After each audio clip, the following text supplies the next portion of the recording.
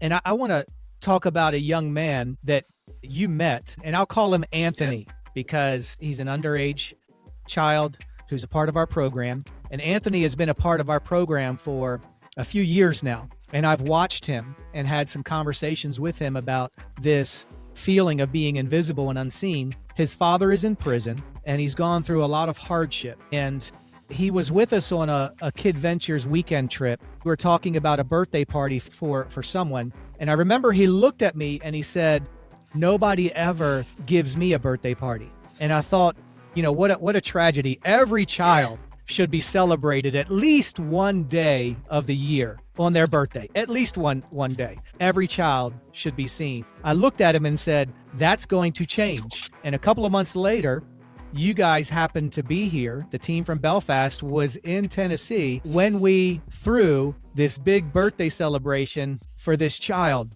And that night was such a joy for me because I saw Americans, I saw folks from Northern Ireland coming together. And here's this little boy, 10 years old, being celebrated in this huge cross-cultural party, and such a smile on his face that I had never seen before. Anthony that day knew that he was seen by people, but he also knows that he's seen by God through the generosity and the kindness and the love that people have shown him. So you were here, you had a little connection with him, and your team actually went to the store and bought some birthday gifts for him. That was a real special emotional moment as well. Listen, the Lord sees no borders, no boundaries, no this outstanding the young lad. He learned me how to play gaga, but I'll never forget. Listen, see, to be part of that helped me so much. All the kids, they appreciated our team being there, and it was for them, but they made us welcome.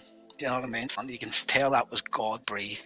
And for to hear that story that day, my heart broke. My heart broke for him. It really did. And I wanted to spoil the day for him. And you did spoil him. It was I like to call it a kiss from heaven. It truly was a kiss from heaven with you guys being there that day for that little boy. And it's had a ripple effect in his life. When we think about moments like this, kids in East Tennessee and Belfast are probably more alike than we realize, right? When it comes to this dynamic of the need to be seen.